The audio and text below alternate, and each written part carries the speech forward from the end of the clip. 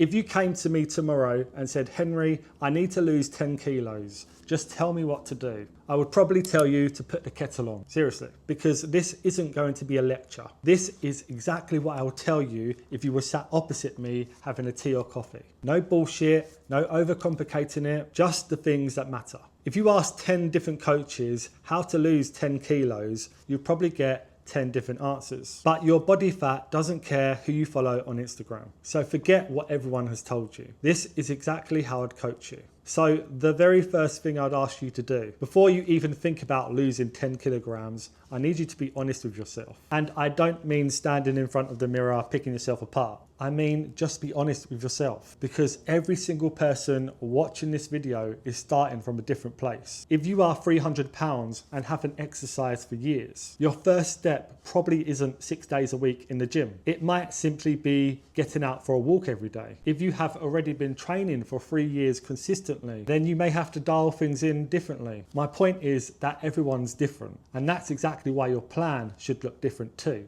One of the biggest mistakes I see people make is copying someone else's journey. You watch someone online, you watch what they eat, how they train, how many steps they do, and you think, that's what I need to do. But in reality, that works for them where they are in their journey. Right now, I'm in a dieting phase. I'm tracking my food. I'm training hard. Fitness is a massive part of my life because it's literally my job. If you've got 3 kids, you work shifts and barely get an hour to yourself in the evenings, why on earth are you trying to build your routine around mine? Your starting point isn't an excuse. It's just where you're starting from. So let's build from there. Maybe your first goal is getting in the gym 3 times a week. Maybe it's walking every day. Maybe it's finally tracking your calories consistently. Maybe it's stopping the Friday night takeaways turning into Friday, Saturday, Sunday takeaways. Whatever your goal is, make it realistic. Achieve it, then raise the bar. Achieve that, then raise it again. You're not trying to become Chris Bumstead in 12 weeks. You are trying to become a better version of yourself than you are today. That's how everyday people lose 10 kilograms. Not by completely changing their life overnight, but by building habits that become part of who they are. Now, once you've been honest about where you're starting, let's talk about the thing that actually decides whether you lose body fat or not. Calories. If you don't understand calories, fat loss will always be confusing. But honestly, calories is one of the most simplest things about fat loss, but somehow they've become one of the most confusing. So let me explain them the simplest way I can. Think of your bank account. If more money comes in than goes out, your bank balance goes up. If more money goes out than comes in, your bank balance goes down. Your body works in a similar way. Calories are simply energy. And every single day, your body is using energy. Walking, sleeping, working, training, even watching this video. If you are consistently eating fewer calories than your body needs, your body has to get that extra energy from somewhere. And that's where body fat comes in. Your body starts using stored energy. That's why calorie deficits work. Your body simply needs more energy than you gave it. Now, this is where people get confused. That doesn't mean that every calorie is equal when it comes to your health. 2,000 calories of chocolate isn't the same as 2,000 calories of lean protein,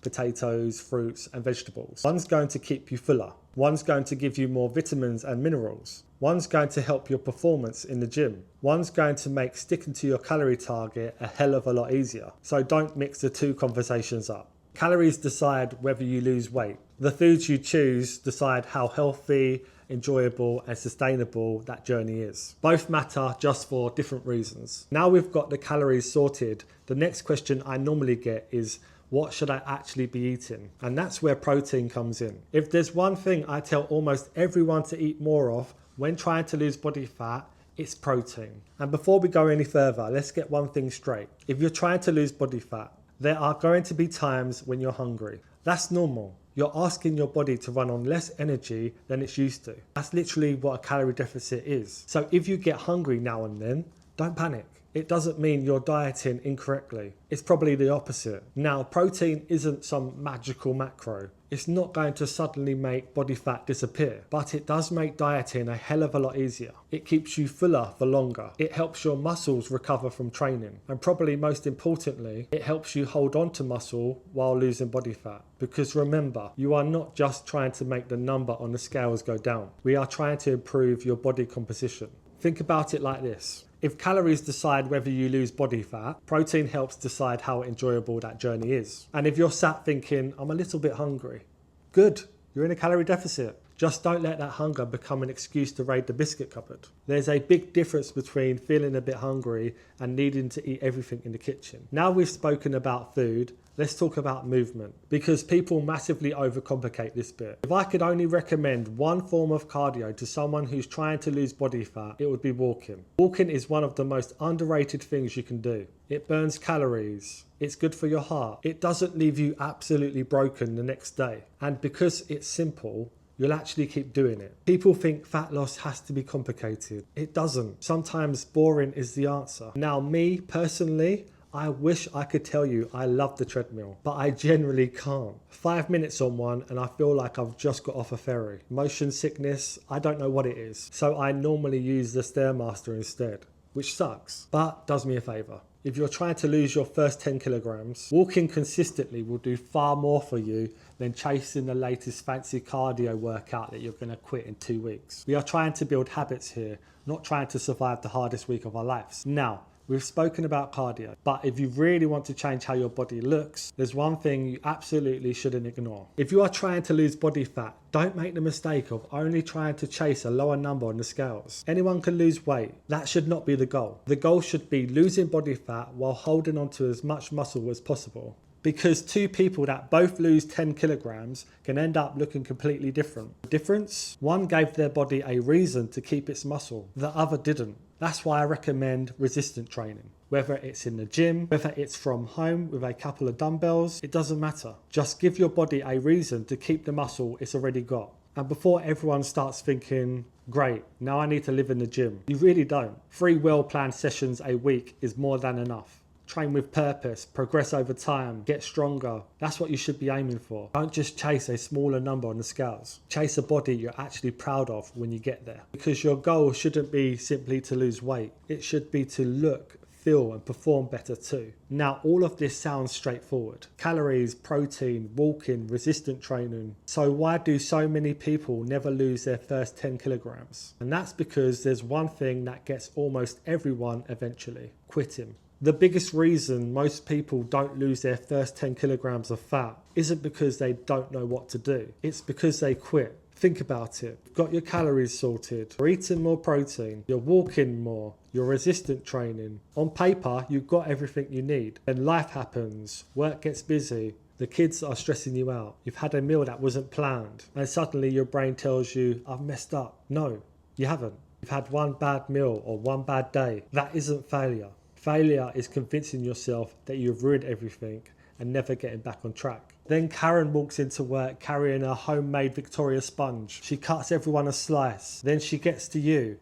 Go on, one slice won't hurt. Karen, fuck off. I don't want your Victoria sponge. I'm not wasting 500 calories on your dry cake. I'll have cake another day. And I'm not saying never eat cake again. I'm saying not today. I've got a goal. There's a massive difference. People hear that and think, oh, that's no way to live. Exactly, it isn't. Because dieting isn't forever. Once I've reached my goal, I'll happily have a slice of cake. Just not yours, Karen. Go out for dinner. Enjoy my holiday. That's what maintenance is. The goal was never to stay on a diet forever. That's the difference. You're not just losing 10 kilograms. You're becoming someone who understands calories, someone who prioritizes protein, someone who trains consistently, someone who knows what to do if they overeat. A lot of people overeat sometimes. The difference is they don't let that one meal become a bad day. One day become a week, and 1 week become a month. That's where people lose progress, not because of that one meal, but because they've convinced themselves they've failed. The people that lose their 10 first kilos and keep it off aren't the people with the most motivation. They are not the people with the best genetics. They are people that keep showing up,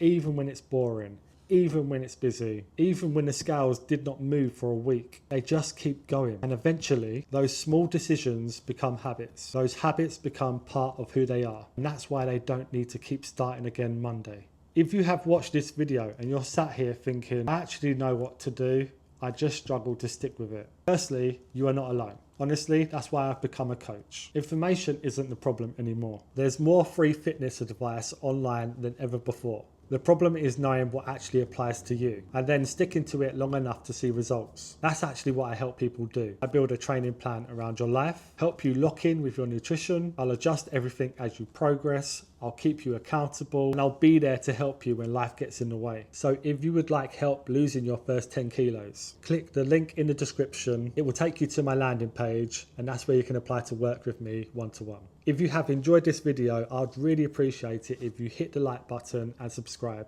It generally helps my channel grow, and it means I can keep making videos like this. Thank you so much for watching. Bye.